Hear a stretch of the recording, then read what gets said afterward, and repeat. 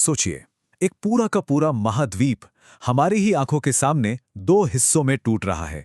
नहीं नहीं, ये कोई साइफाई फिल्म का सीन नहीं है, ये आज की हकीकत है। तो चलिए आज इसी असाधारण भूवैज्ञानिक घटना की तह तक चलते हैं। कहानी शुरू होती है साल 2005 में। जगह है इथियोपिया का रेगिस्तान। अचानक जमीन फटने लगती है और देखते ही देखते दरारें इतनी बड़ी हो जाती हैं कि उनमें पूरी की पूरी सड़कें समा जाएं। ये सब हो रहा है हमारे पैरों के नीचे, धरती के सबसे गर्म और वीरान इलाकों में से एक में। ये जो अविश्वसनीय घटना है, ये अफार क्षेत्र में हो रही है। एक ऐसा इलाका जो देखने में किसी दूसरे ग्रह का लगता है, पर असल में यही वो जगह है जहां हमारी पृथ्वी अपने भविष्य का एक नया अध्याय लिख रही है।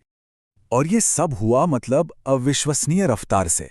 सोचिए, पहले दिन अफार में भूकंप के झटके आते हैं एक के बाद एक, और फिर सिर्फ 14 दिनों के अंदर रेगिस्तान में 60 किलोमीटर लंबी और करीब 8 मीटर चौड़ी एक जबरदस्त दरार खुल जाती है।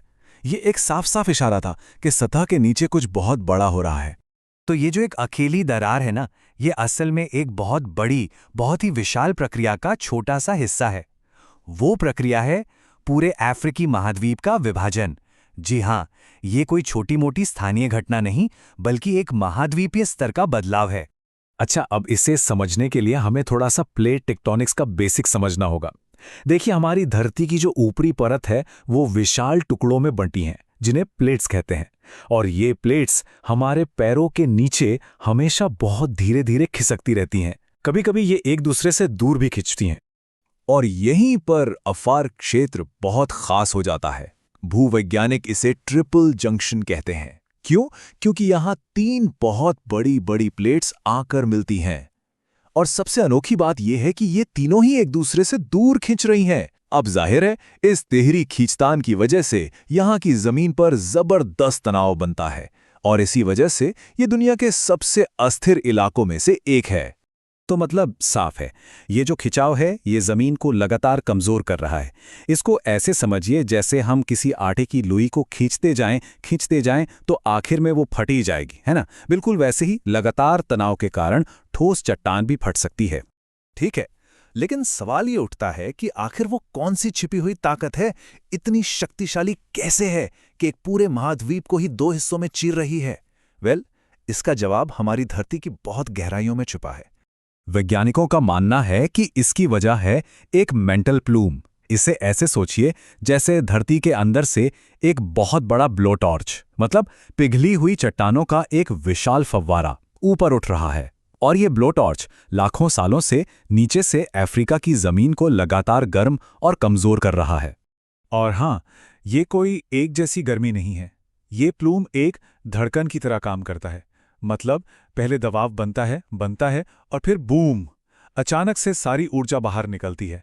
और 2005 में जो दरार बनी थी वो इसी तरह की एक धड़कन का नतीजा थी। अब ये सब सिर्फ अंदाजे नहीं हैं, साइंटिस्ट के पास इसके पक्के सबूत हैं।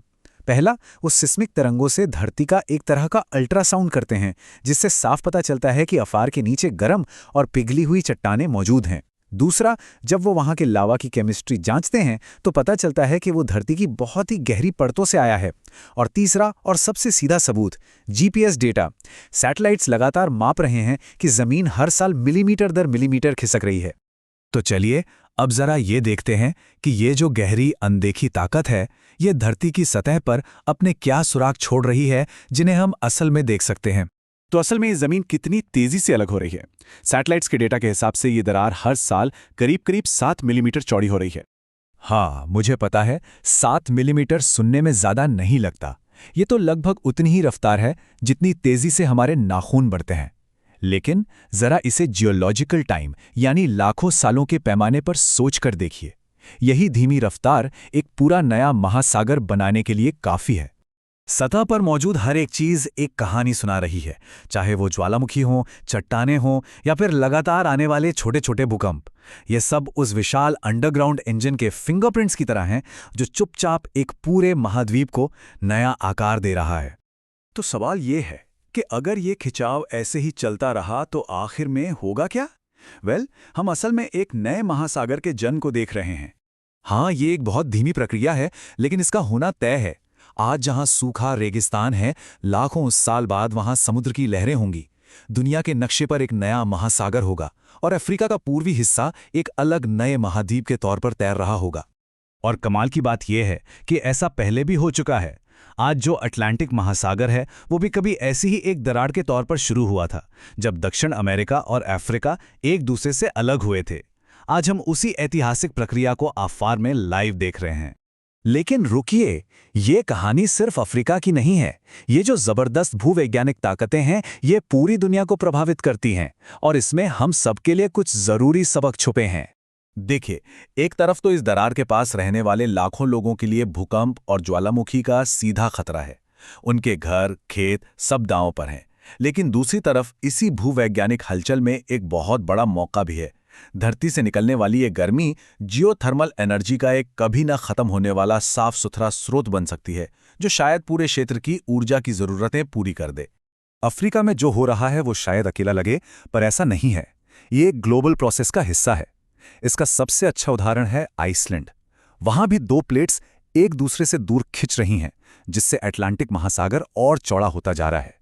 प्रोसेस बिल्कुल वही है, बस वो एक महाद्वीप के बजाय एक महासागर के बीच में हो रहा है। और ये सिर्फ यहीं तक सीमित नहीं है। पश्चिमी अमेरिका में भी जमीन के नीचे ऐसा ही खिंचाव महसूस किया जा रहा है। कुछ जियोलॉजिस्ट तो ये भी मानते हैं कि करोड़ों साल बाद शायद वहां भी एक नया समुद्री रास्ता बन जाए। तो हम अपनी आंखों के सामने एक नए महासागर को जन्म लेते देख रहे हैं। जरा सोचिए, ऐसे और कितने गहरे राज हैं जो हमारी पृथ्वी अपने अंदर छिपाए हुए हैं और जो धीरे धीरे हमारे सामने आ रहे हैं। अगली बार जब दुनिया का नक्शा देखें तो याद रखिएगा कि वो पत्थर पर खींची लकीर नहीं है, ये एक जिंदा ग्रह है जो लगातार बदल रहा है, और हम बस एक पल के लिए इस महान बदलाव के गवाह हैं।